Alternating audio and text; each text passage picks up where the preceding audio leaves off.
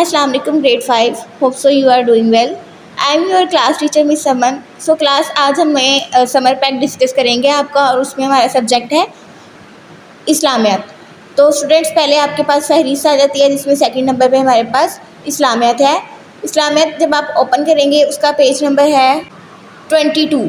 तो जी स्टूडेंट्स अपना page number 22 open करेंगे तो आपकी पहली सरगर्मी है सूरत फातिहा का तर्जमा लिखिए। ठीक है, पहले आपने सूरत फातिहा का तर्जमा लिखना है, उसके बाद सूरतुल फील कुरान मजीद के किस पारे में आती है तो आपने नीचे लिख देना है कि कौन से पारे में सूरत फील आती है। आगे है चलते हैं पेज नंबर आपका 24 सफ़ा नंबर 24। इसमें आपकी सरगर्मी नंबर 2 है। दरसी किताब में दी गई मालूमात को मद्देनज़र रखकर दर्जा से सवालात के मुख्तसर जवाब लिखिए। दरसी किताब से आपने देखना है और उधर से इसके जवाब लिखने हैं। पहला है आखिरत का मफ़हूम, दूसरा है आखिरत के बारे में किसी एक कुरानी आयत और हदीस रसूल सल्लल्लाहु अलैहि वसल्लम का तर्जमा हवाले के साथ लिखिए।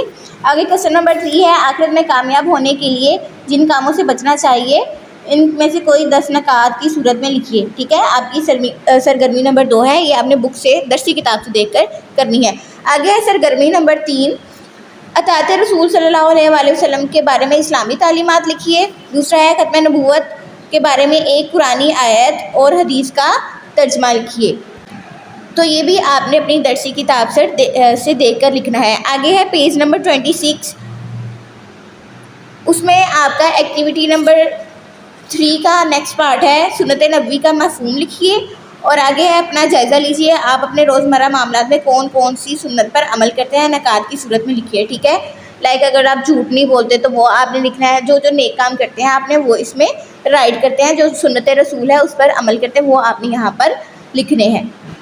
नेक्स्ट आपकी पेज नंबर 27 पर सरगर्मी नंबर 4 है इस्लामियात की दरसी किताब में दी गई मालूमात को मद्देनज़र रखकर मेराज नबी के वाक़े की सूरत में लिखिए।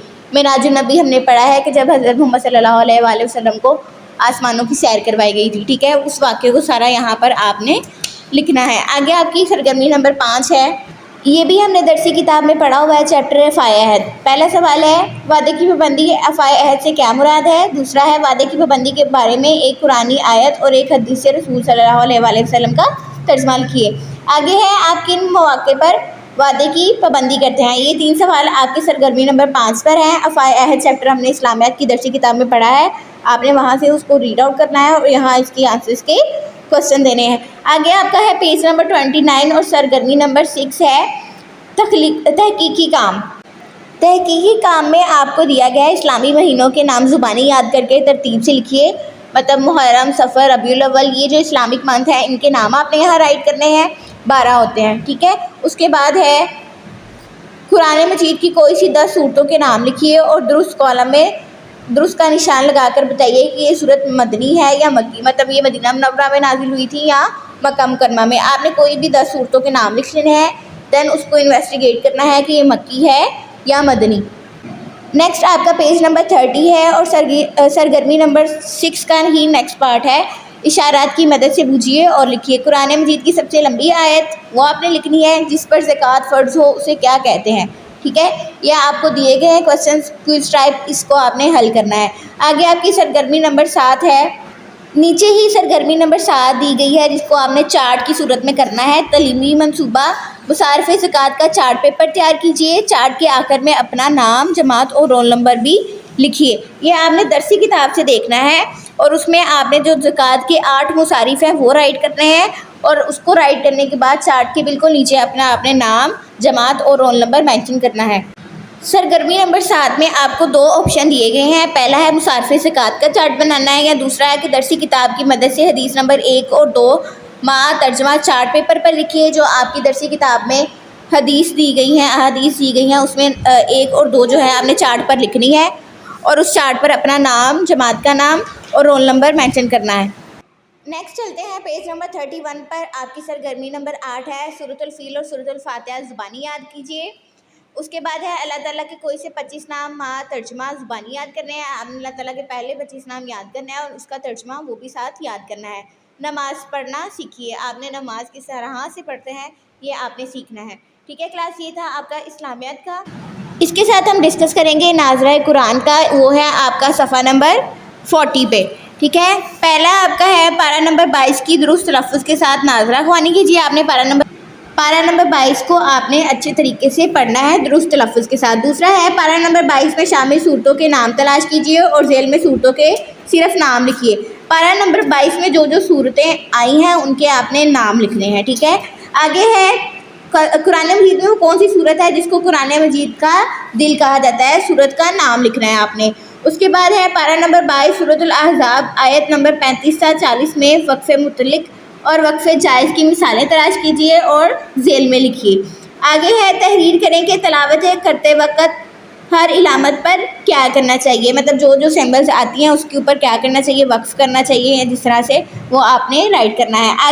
नेक्स्ट क्वेश्चन नंबर 5 है दर्जल आयत को दुरुस्त तलफ़्फ़ुज़ और वक़फ़ के साथ नाज़रा में पढ़िए और फिर नीचे दी गई मालूमात को आपने तहरीर करना है। ठीक है। आपने इस आयत को पढ़ना है, फिर आपको 3 सवाल इसी के रिलेटेड पूछे गए हैं, आपने उसके आगे इसके आंसर लिखने हैं। अब हम चलते हैं वाक़फ़े आमा की तरफ।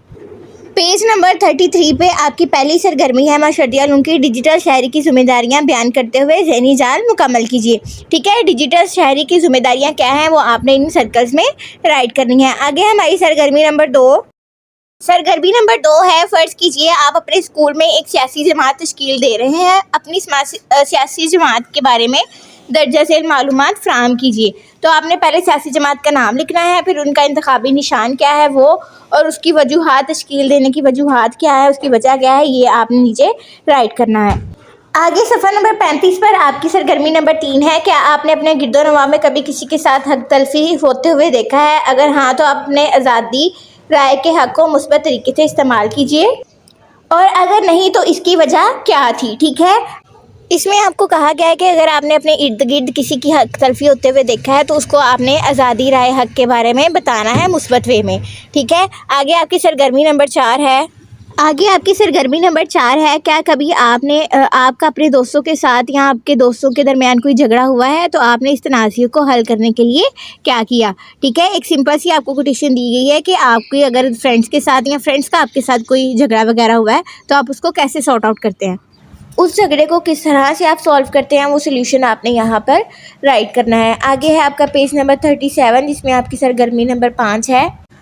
दर्ज झेल तस्वीर को गौर से देखिए, ये किस सूबे की सकाफ़त की अक्कासी करता है। इस सूबे की सकाफ़त के बारे में आप क्या जानते हैं, 7 से 8 सत्रों में बयान कीजिए। ठीक है। आपने इन पिक्चर्स को गौर से देखना है और इसके बारे में बताना है कि ये सूबा कौन सा है। नीचे सूबे का नाम लिखना है, अगर सूबा पंजाब है, सिंध है, बलोचिस्तान है, तो जो भी सूबा है उसके बारे में नीचे आपने राइट करना है। आगे है हमारे पास पेज नंबर 38 पर आपकी सरगर्मी नंबर 6, उसमें दिया गया है 21वीं सदी में आप किसी भी एक अहम इजाद पर इंटरनेट की मदद से रिसर्च करें, इस इजाद का नाम लिखिए, इसके फ़वाइद और नुकसानात पर एक पोस्टर भी तैयार करें। पोस्टर कैसे तैयार करना है उसकी हिदायत आपको दी गई हैं, चाहे वो आप मोबाइल फ़ोन की ले लें या कोई भी जो 21वीं सदी की इजाद है उसके ऊपर आप उसको राइट कर सकते हैं। लाइक आर्टिफिशियल इंटेलिजेंस के बारे में, आप AI के बारे में लिख सकते हैं, जो भी आपको टॉपिक अच्छा लगे आप लिख सकते हैं। होप सो क्लास आपको अपना समर वेकेशन का वक्त समझ आ गया होगा।